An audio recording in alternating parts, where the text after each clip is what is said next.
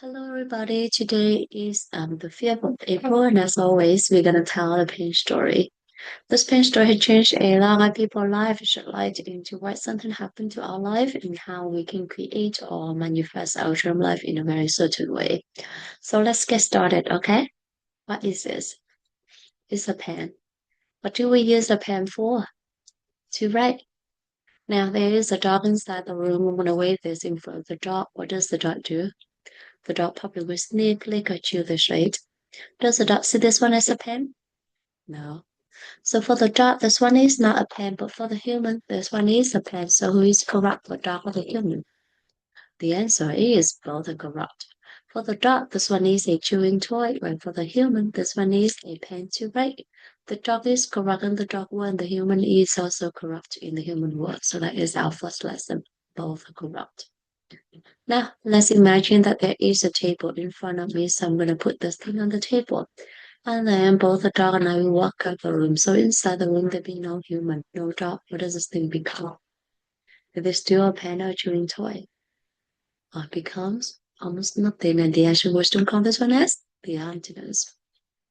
The emptiness is actually a very magical definition. As we understand the emptiness, we'll be able to achieve anything in our life. Just like this year, Michael Roche applied the emptiness into his business and was able to build a business with a revenue of $250 million a year. He is also able to help several refugees. So what is the emptiness? Why is that so magical? Let's go back to the pen story, okay? First, technically on the table, when there's no human, no dog, or nothing to interact with, you come back to a true self we call it the emptiness. So the emptiness is not darkness, blackness, nothingness, or no feeling, no thinking. The emptiness is just itself where it doesn't interact with anyone or anything. So each and every one of us, whether we are human, plant, animal, trees, or object, we all possess the emptiness, right? But then why so magical about the emptiness then?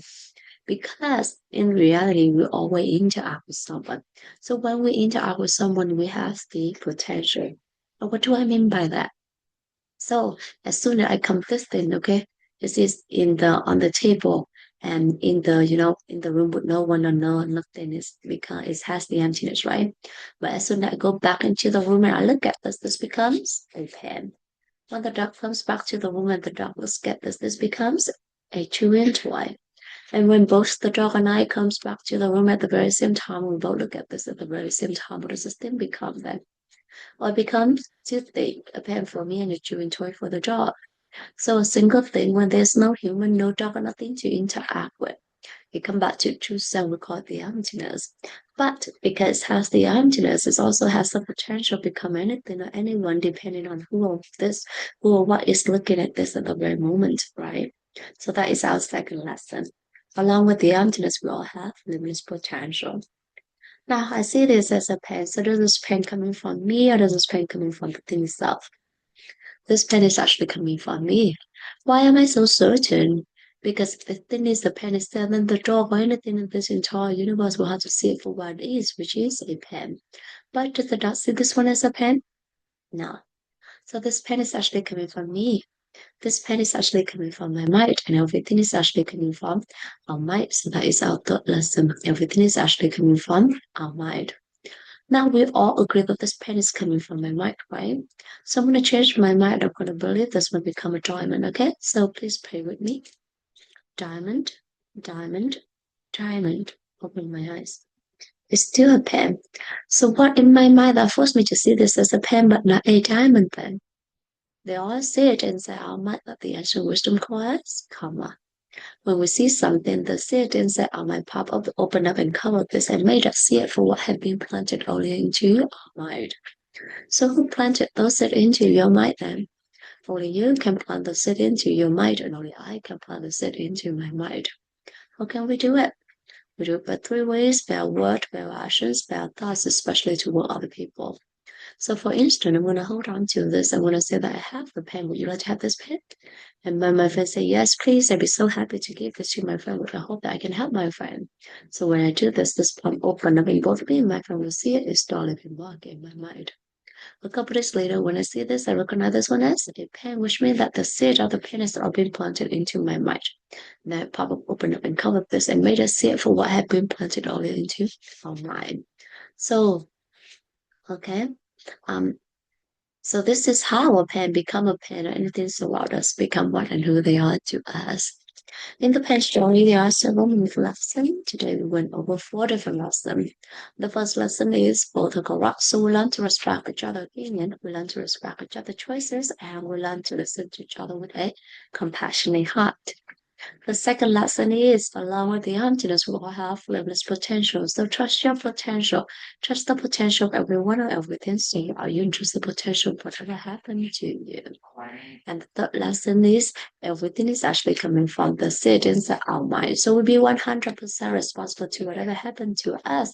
We don't blame anyone because in the end, we are the only one who can plant the seed into our mind. And lesson number four is, we're gonna take another perspective of another perspective of lesson four, okay, another perspective.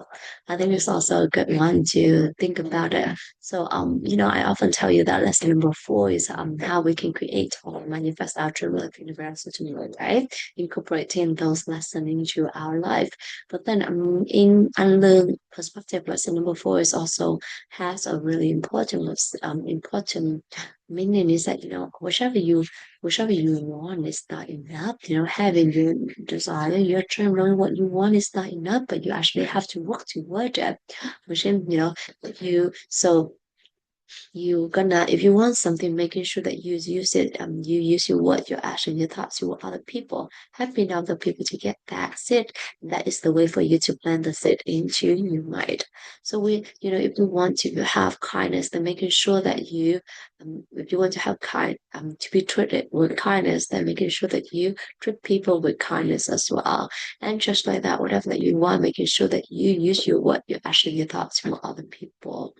And the lesson that I would like to share you all today is today I learned I recognize that there are certain things that we know, we realize that, recognize that, but then there's something in us that's actually very stubborn, and even though we know that, but whether for us to take the action is another story. So, and then also is that whether, I learned lesson number one, I've been telling about that multiple times, to take other people perspective.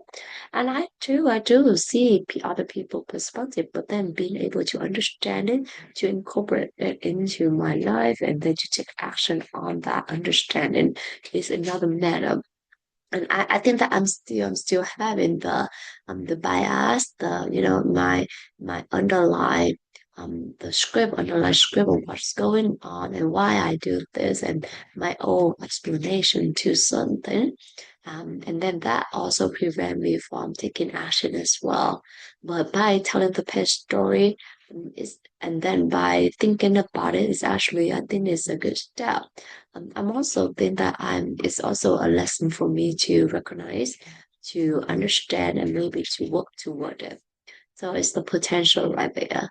I know that it's how everything sounds um kind of vague and not ambiguous and not something clear. I just want to let you know that there are like I realize that something in my daily life.